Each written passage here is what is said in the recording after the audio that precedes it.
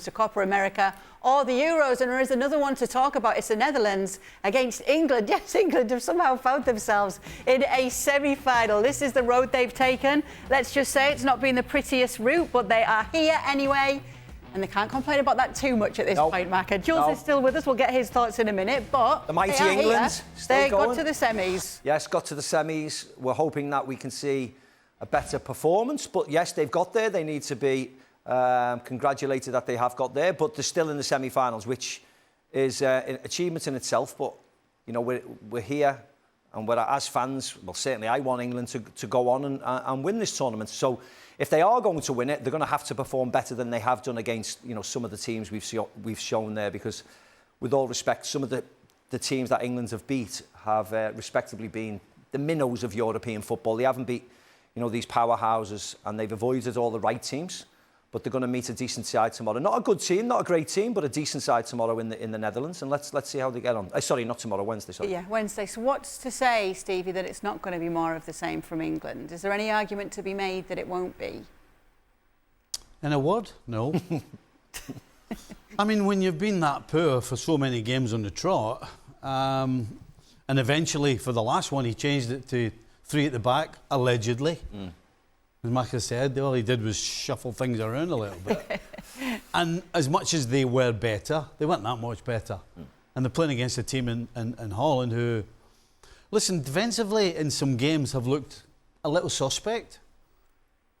And certainly going forward, Gakpo, Depay, Malen, Simon, they've actually looked quite lively at times. So all of these things I'm talking about is not what you can say about England. I mean, it's really tough to come up with reasons why England should beat this Dutch side.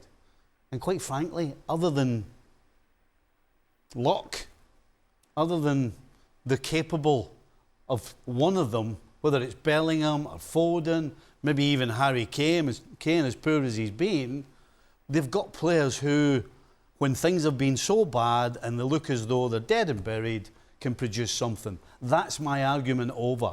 I ain't going to talk about great football. I ain't going to talk about combination play. I ain't going to talk about any silky soccer. I'm talking they've got players who are capable of doing something from now on.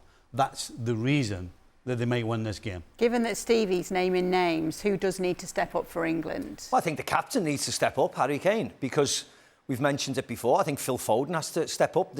And I'm only saying this because of the seasons that they've just come out of. Amazing for Bayern Munich, but we haven't seen anything of that form in the Euros. Phil Foden the same, but he is the skipper. He is the leader of the group. He's also got Ivan Toney and Ollie Watkins on the bench, and they're not getting a look in. And you can imagine what they're saying to Gareth Southgate or to their family secretly on the phones. How can I not play when the centre forwards is offering so little?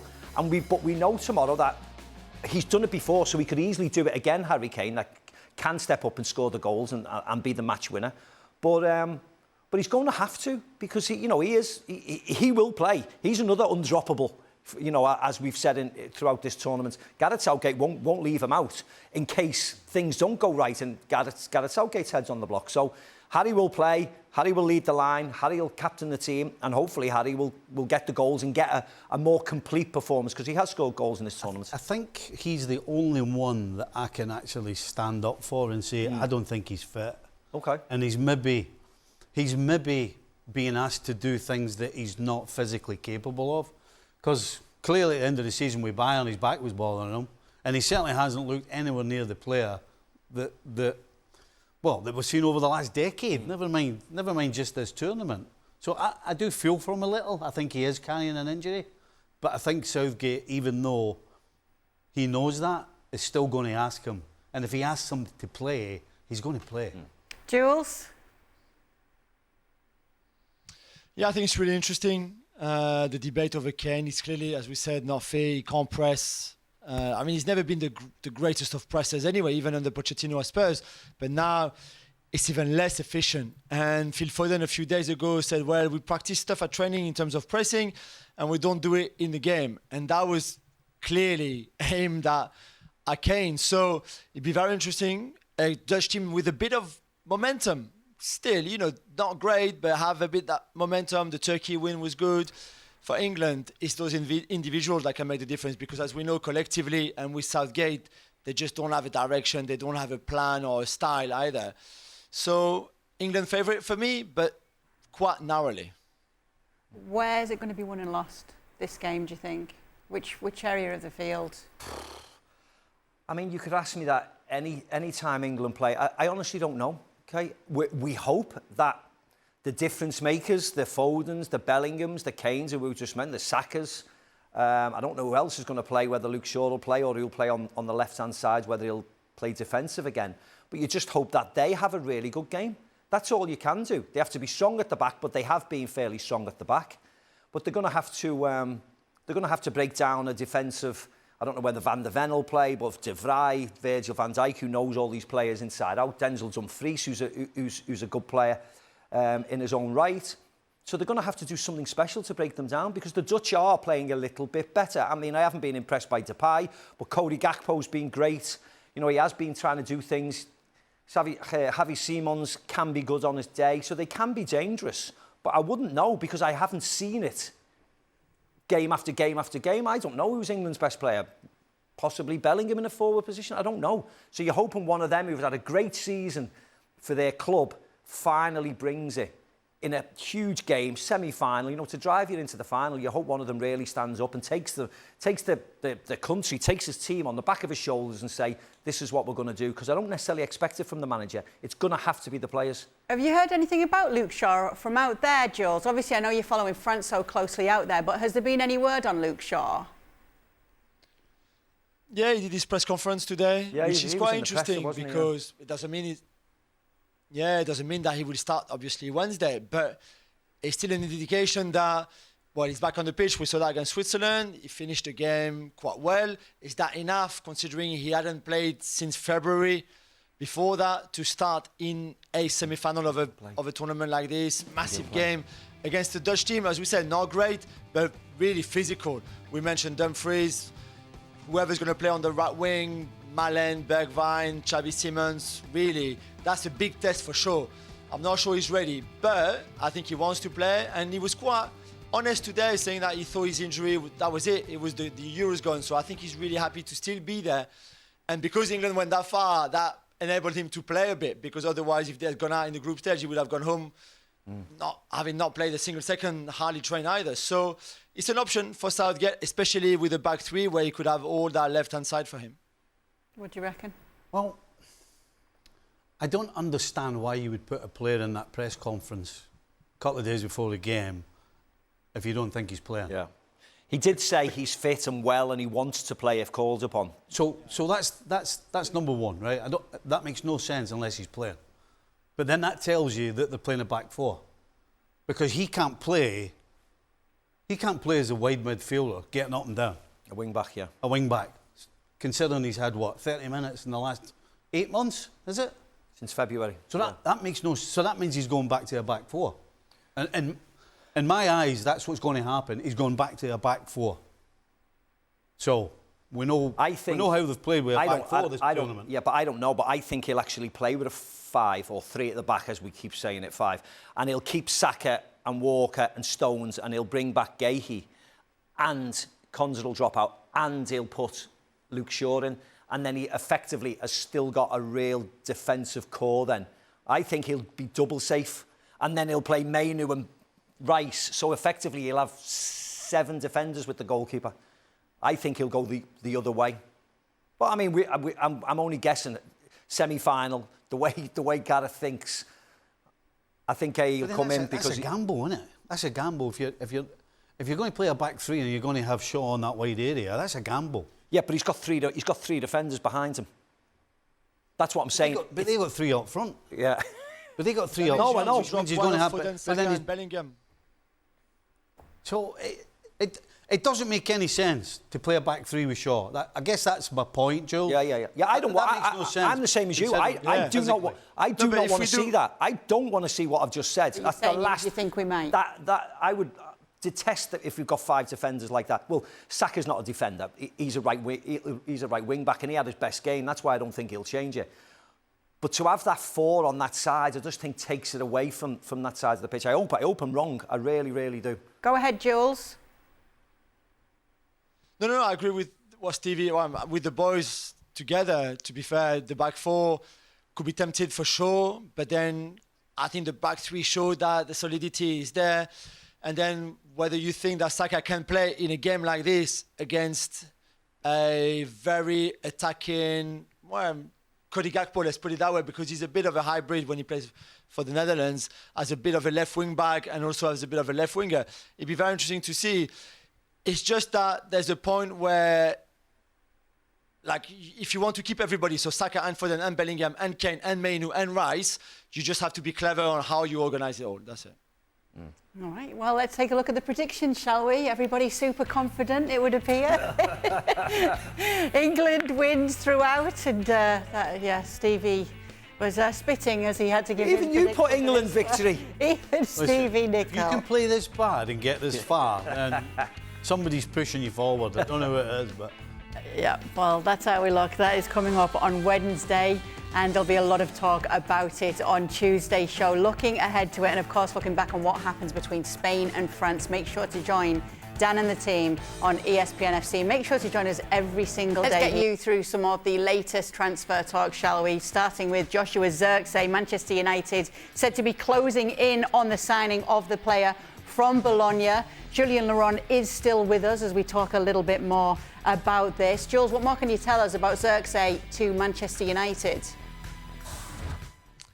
Yeah, it seems that it's getting closer now. We know that what made the deal to Milan not happen was the agent commission, that Milan could not agree with Kia Joorabchian, who is Zirkee's agent. That seems to somehow have been resolved with Manchester United. It doesn't seem to be the same problem. And Zirkee is happy to go and work with Ten Hag at United. So this one, for a release clause of 40 million euros, so 35 million pounds, for a young player, young striker, who's not a clinical finisher in the sense that somebody who's going to get you 40 goals a season, but can do so many other things, so many great things with the ball, as we saw in Bologna, in a very fluid team. It looks like this could be one of the first new signings for United this summer. All right, so there we go, Manchester United. So let's talk a little bit about Liverpool, given the fact that we've got you two guys here. And we've mentioned, because we've seen a lot from Liverpool's players in both of the tournaments that we've been covering, from the likes of Cody Gakpo, Darwin Núñez, Luis Diaz, and you can see Diogo Jota's name there. Most of that, obviously, that's a different subject. But when it comes to this, we're seeing 5 players to fit into what, 3 slots? Yeah, but I think that's fine. I think it worked well last year. The amount of games Liverpool are going to play competitive, and now they're back in the Champions League, I think it'll be fine. They'll be involved in all cup competitions. They'll want to go far in all cup competitions. Of course, 5 into 3 doesn't go, especially when you've got some of the academy kids, the youngsters wanting to push through as well. But I think you need those type of numbers, to be honest, in a forward positions if you want to go far in competitions. So who's starting? Who's your 3? It will probably be Mo, Luis Diaz. Maybe Jota, I think. Maybe Jota. That was on, if you looked at the end of last season. Gakpo's had a really good summer, but I mean, this is a new manager, new situation, new coaching staff, new sporting directors are back in. You don't know what they're looking forward to, but I certainly think Mo's certainly the favourite. Darwin was a little bit behind, whether he'll keep on improving, let's hope so. What do you reckon? Gakpo not made enough of a statement to make it a starting position? It's very difficult to try and figure out what the manager's thinking. You know, had Klopp been starting this season, then all of those players would probably know where they are in the pecking order. Just because of Klopp's not going to wake up one morning and go, oh, I know what I'm going to do. You know, the fact that it's a new manager, other than Mo, I think the rest will be thinking, I've got a chance here. So you're a manager. And you don't know what formation he's going to play as well, Kay. You know, Jurgen played three up top like that. You never know what Arnslot's going to do. I mean, we presume he's going to carry on, but you don't know. He might say, I want 2 up top, I want a big man and a small man. You just don't know. No, aye. Because, you know, the new manager coming in will absolutely have seen what Klopp did, but will have slightly different ideas.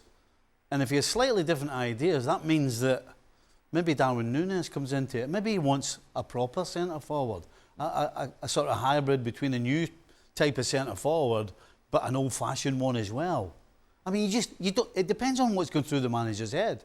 But the one thing guaranteed is that all of those players that we put up there, including Mo and others, know because it's a new manager, I've got a chance of getting in this team. And all I've got to do is make sure I train well, I train hard, and I show well when the game comes around. If I'm doing that, he can't keep me out. And the chances are you will have gone from maybe the 4th spot on the clock to one of the starting 3 because of what you do in front of the new manager. It's a very transitional period, isn't it, as well, because of the tournaments. Liverpool are back in pre-season training now. So the new manager is working with a lot of the players that are available to work with.